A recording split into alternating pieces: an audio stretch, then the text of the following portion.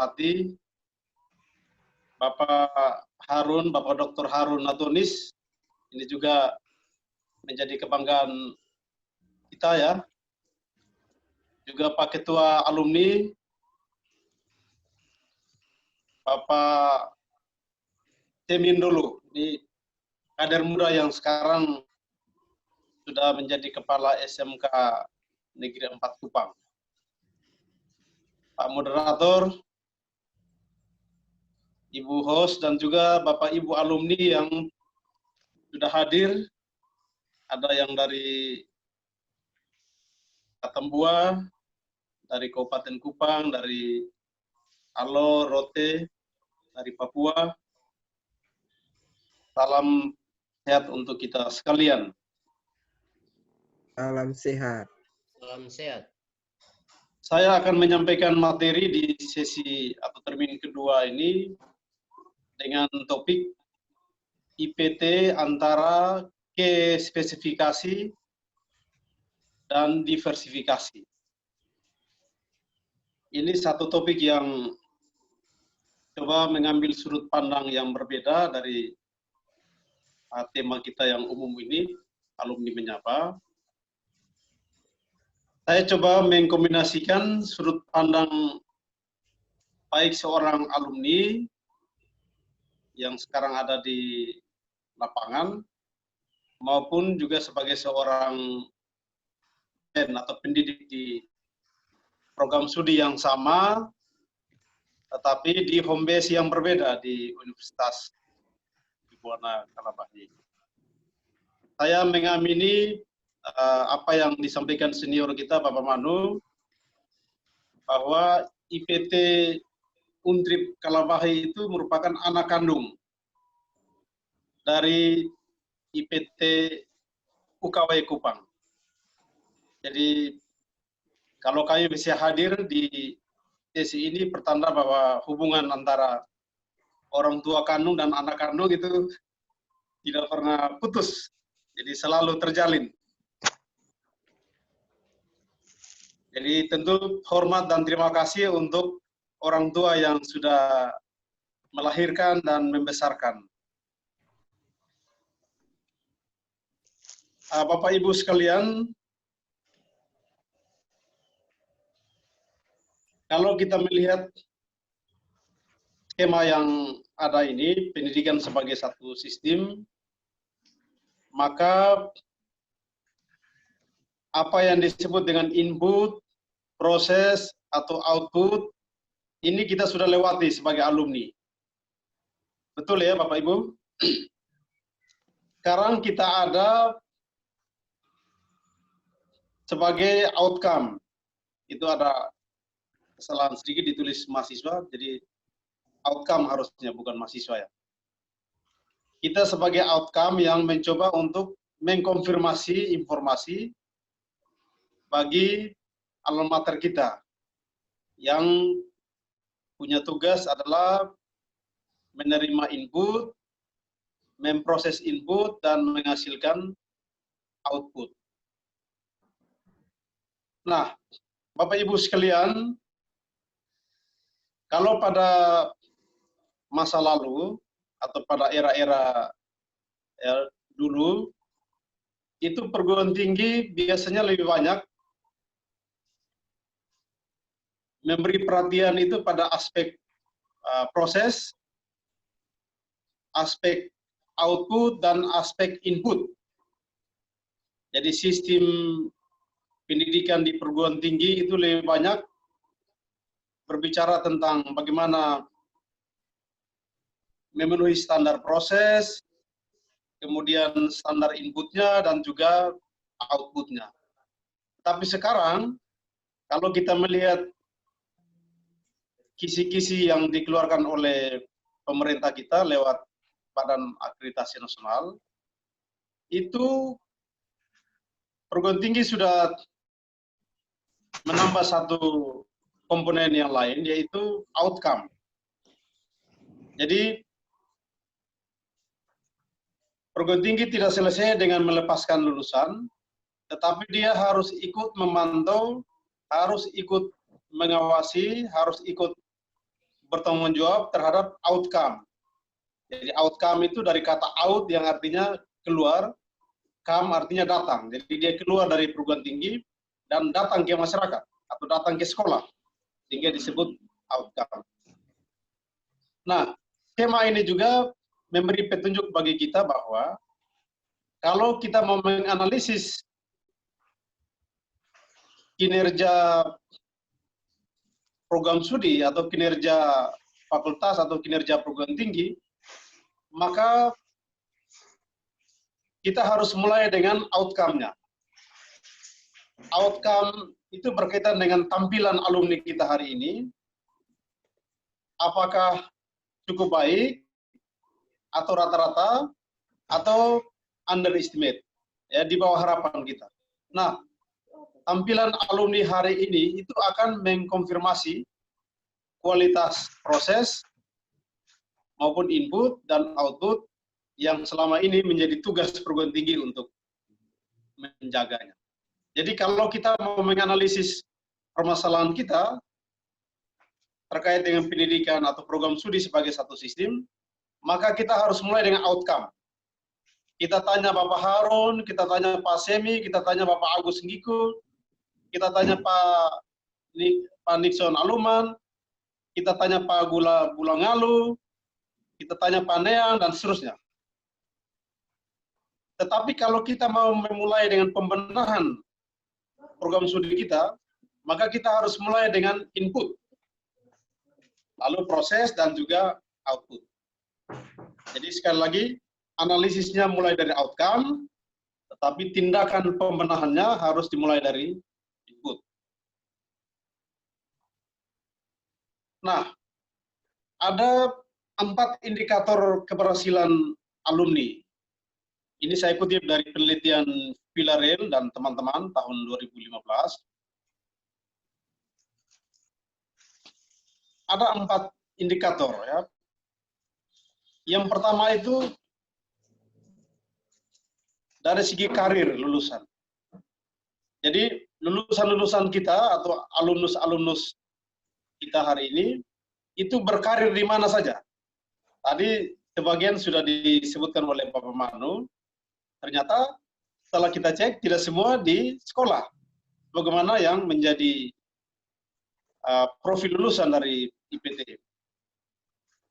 Ada yang di birokrat, ya, birokrat yang berkaitan dengan keagamaan, ada yang di dunia politik, ada yang di dunia bisnis, dan seterusnya. Jadi semakin baik lulusan, kayak karir lulusan kita, itu semakin baik outcome kita.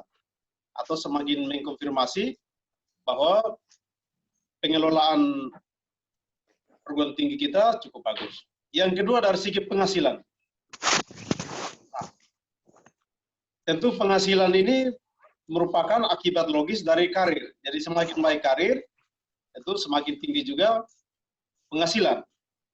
Jadi kalau lulusan kita itu rata-rata misalnya ada yang baru menerima honor per bulan 200.000 atau 300.000 atau 500.000, tentu ini menjadi beban, menjadi pergumulan bagi kita semua. Tapi kalau penghasilannya itu sudah di atas 1 juta atau 2 juta di atas, atau di atas dari upah minimum provinsi, tentu menjadi keberhasilan yang perlu kita catat. Yang ketiga dari segi kesehatan fisik. Nah, saya ketika mendapatkan informasi dari grup alumni kita, sepanjang tahun 2019, awal 2020, ya banyak teman-teman kita, alumni-alumni kita yang usia-usia 30 tahun, ya ini sakit-sakit dan ada yang meninggal.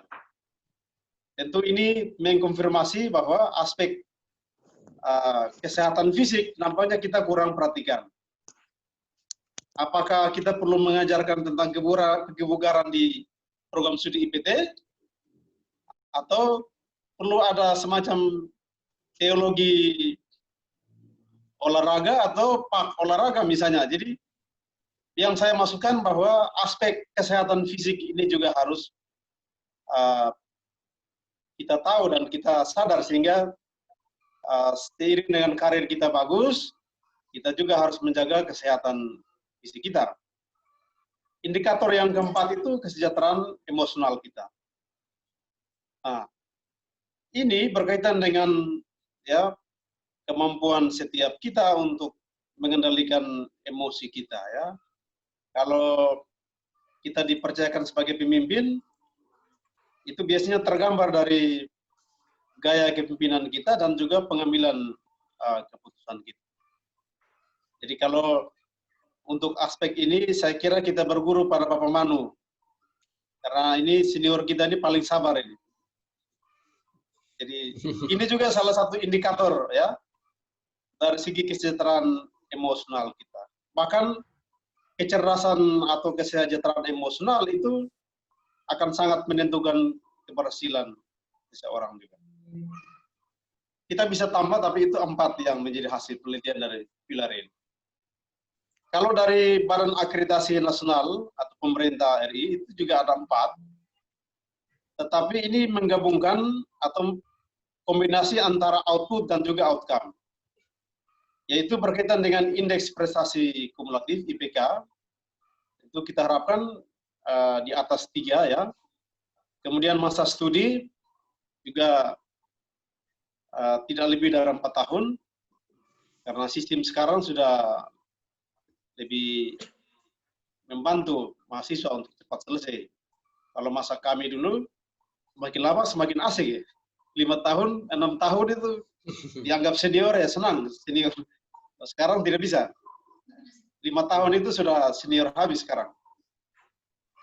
Kemudian daya saing lulusan, masa tunggu dan kesesuaian bidang kerja. Nah, tentu kalau lulusan-lulusan kita itu begitu tamat langsung terserap, tentu daya saing kita semakin tinggi. Tetapi kalau masa tunggunya lama, tentu juga jadi masalah. Kami sering mendapatkan WA dari alumni-alumni kita waktu di Unkris dulu. Bapak saya belum dapat ini, belum dapat sekolah, saya di resign, saya masih cari sekolah, jadi itu juga jadi beban bagi kita. Kemudian yang terakhir itu kinerja lulusan, kepuasan, berkaitan dengan kepuasan pengguna dan tempat kerja. Jadi ini Badan Akreditasi Nasional itu sudah punya kisi-kisi, ada 9 ya, untuk mengukur kinerja lulusan. Itu berkaitan dengan integritas, personalisme, kemudian keluasan wawasan, kepemimpinan, kerjasama, bahasa asing, komunikasi, penggunaan IT, dan pengembangan diri. Nah, ini bisa kita lihat di borang yang 9 kriteria itu ya, bukan yang 7, tapi yang 9. Jadi, tapi saya kira bisa kita tambah lagi, untuk IPT ini saya menambahkan, itu dari segi spiritualitas. Saya kira perlu ada itu, karena kita guru agama. Jadi spiritualitas dan aspek kerohanian, saya kira perlu ditambah. Jadi kalau guru agama, kalau malas gereja juga sama. Atau tidak mengikuti ibadat-ibadat atau kumpulan kampung, atau terlibat dalam kegiatan paduan suara, vokal group, kegiatan-kegiatan gereja ya sama juga. Jadi bisa ditambah di situ. Nah, ini yang saya masukkan indikator tadi itu spiritualitas dan kerohanian bisa menjadi indikator kinerja tambahan dari apa yang sudah diputuskan oleh Badan Akreditasi Nasional. Kita bisa menambah lagi. Nah, ini kita sampai di jantung permasalahan yang saya ulas, yaitu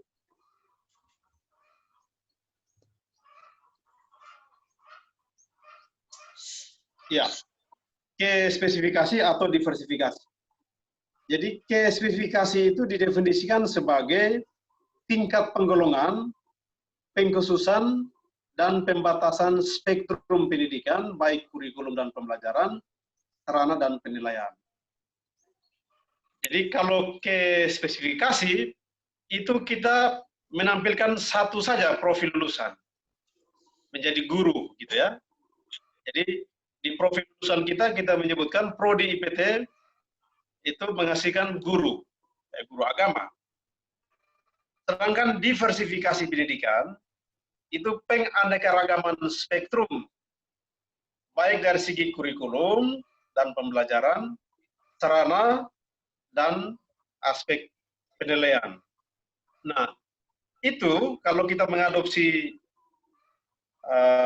paradigma atau pendekatan diversifikasi, maka profil lulusan kita itu tidak tunggal. Jadi kita bisa menghasilkan teacher atau guru, baik di sekolah maupun di jemaat, tapi juga bisa menghasilkan manajer, ya, manajer pendidikan Kristen. Misalnya, alumni kita yang begitu tamat, dia membuka PAUD. Nah, itu tidak melaksanakan profil. Jadi dia tidak tampil sebagai seorang guru, tapi sebagai manajer. Ya, manajer pendidikan. Jadi pengelola PAUD. Bukan guru PAUD, tapi pengelola PAUD. Atau penyelenggara PAUD. Bisa juga menjadi leader, ya. Dia menjadi pemimpin apakah di gereja dalam skop yang ya, terbatas, ataukah di sekolah atau di masyarakat. Jadi leader ini menjadi penting oleh karena dalam banyak kasus kita menemukan orang tidak menyiapkan diri menjadi pemimpin. Begitu diberikan kesempatan, diberikan kepercayaan, baru dia mulai belajar jadi pemimpin. Akhirnya banyak ya keputusan-keputusan dia dalam memimpin itu kontraproduktif. Nah, ini jadi masalah. Jadi menjadi leader. Jadi pemimpin ya dalam lembaga-lembaga pendidikan Kristen misalnya. Saya melihat pasar kita yang paling potensial sekarang di Gemit ini ada ya 558 sekolah Gemit ya, mulai SD sampai dengan SMA SMK ini membutuhkan leader-leader ya. Dan itu prodi IPT itu sebagai laboratorium untuk menghasilkan leader atau pemimpin. Kemudian trainer, pelatih. Bisa menjadi pelatih paduan suara, bisa menjadi pelatih drama-drama Natal, drama Paskah, ya, atau drama-drama acara-acara gerejawi atau acara kemasyarakatan atau di pemerintahan. Nah, tentu dengan profil seperti ini perlu diikuti dengan diversifikasi kurikulum yang terkait. Lalu developer dan programmer. Nah, menurut saya bahwa ini tidak sekedar digarap oleh orang-orang IT. Kami menemukan di lapangan begini. Sekarang ini kan sudah era revolusi IT. Kenapa guru-guru agama Kristen kita tidak bisa menghasilkan video-video ya yang berkaitan dengan cerita-cerita Alkitab atau yang berhubungan dengan pesan-pesan untuk pembentukan karakter misalnya kerjasama, kejujuran, disiplin, tanggung jawab, bisa hidup dengan orang-orang berbeda. Nah ini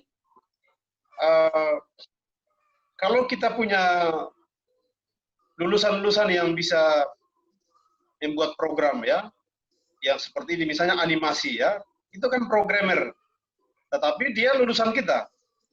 Jadi kontennya itu konten-konten Pak, konten-konten rohani, tetapi diproduksi oleh programmer kita yang merupakan lulusan dari IPT. Begitu juga developer website rohani, website Kristen, website sekolah Gemit, termasuk kegiatan webinar kita pada pagi hari ini juga, kalau sudah ada penyedia jasa, sudah kita serahkan ke dia sebagai yang menjadi developer. Jadi kita bisa mengkombinasikan antara konten Pak di satu sisi dan juga kemajuan teknologi informasi. Jadi menghasilkan profesi-profesi baru ya. Jadi, profil lulusan kita sudah lebih variatif. Anak-anak sekarang itu sudah disuguhi oleh video-video yang dengan konten-konten yang tidak semuanya berguna. Nah, kita harus mengimbangi dengan ada lulusan-lulusan kita yang bisa menjadi programmer dan developer untuk memproduksi konten-konten konten-konten rohani yang basisnya itu pada karakter Kristus. Nah, saya bermimpi seperti itu. Jadi ada lulusan kita yang guru, ada yang menjadi manajer sekolah, pengelola, ada yang jadi pemimpin, trainer. Ini kalau mereka bekerja sama tentu akan memperlihatkan tampilan alumni yang sangat gemilang. Nah, dari segi diversifikasi kurikulum dan pembelajaran, Bapak Ibu, saya menawarkan ada apa yang disebut sistem pembelajaran hibrid. Sistem pembelajaran hibrid itu sebagian dari beban akademik, jadi mata kuliah itu bisa diikuti secara tatap muka, tetapi sebagian lain dapat diperoleh melalui perkuliahan daring. Misalnya dengan COVID ini kan kita sudah mulai menggunakan media daring. Baik yang disediakan oleh perguruan tinggi, oleh IPT, atau oleh lembaga lain. Nah itu bisa dilakukan. Kemudian dari segi sistem penjaminan mutu juga yang berkaitan dengan perkuliahan daring, saya menawarkan untuk sebagian dapat diperoleh dari webinar. Jadi misalnya mata kuliah kristologi misalnya. Mata kuliah kristologi itu kita bisa menetapkan standar mutu untuk perkuliahannya itu. Misalnya sekian persen itu tatap muka, sekian persen bisa kuliah online, sekian persen ikut webinar yang diselenggarakan oleh misalnya Staken Kupang, atau yang diselenggarakan oleh STT Lewa, atau oleh Duta Wacana, dengan mata kuliah yang sama. Jadi kalau ada webinar tentang kristologi, mahasiswa kita bisa ikut. Itu dihitung sebagai beban SKS. Jadi kita sudah harus berubah seperti ini. Nah ini yang saya maksudkan dengan sistem pembelajaran hibrid. Jadi antara IPT Unkris, Staken Kupang, IPT Untri, dan ST Lewa, itu sewaktu kita bisa menyelenggarakan webinar tentang mata kuliah metodologi penelitian, profesi pendidikan, etika Kristen, dengan narasumber misalnya Bapak Manu, Bapak Harun, Bapak di Untri. Jadi, dan itu dihitung SKS-nya. Nah, Bapak Ibu sekalian, alat yang bisa kita pakai atau tools untuk memilih pendekatan diversifikasi pendidikan itu SWOT ya, kekuatan, kelemahan, peluang, dan tantangan. Pertama, kalau IPT Unkris itu dalam melakukan SWOT memiliki kekuatan dan peluang, maka strategi yang dipilih strategi bertumbuh. Misalnya tadi Pak Manu menyarankan kita perlu menambah jenjang S2-nya, IPT pasca sarjana. Ya, tentu berdasarkan SWOT. Kuadran yang kedua, bila IPT kita itu memiliki kelemahan paling banyak, tetapi ada peluang, maka strateginya stabil. Artinya kita bertahan dengan kondisi yang ada sekarang. Nggak boleh ada pengembangan apa-apa atau pengurangan apa-apa. Kuadran ketiga itu bila organisasi atau IPT kita memiliki kelemahan paling besar dan ancaman, maka strategi yang dipilih adalah strategi bertahan hidup. Yang keempat menurut saya, kuadran 4, bila IPT memiliki kekuatan dan ancaman, jadi kita punya kekuatan, strength, tapi juga ancaman. Misalnya, dengan munculnya program studi IPT di perguruan tinggi yang lain. Maka, strategi yang dipilih adalah strategi diversifikasi. Jadi, penganekaragaman program, gitu ya. Dan menurut saya, prodi IPT dapat memilih kuadran 4, yaitu diversifikasi, untuk bisa meningkatkan daya saing. Demikian, Bapak Ibu, mohon maaf jika ada yang kurang. Terima kasih.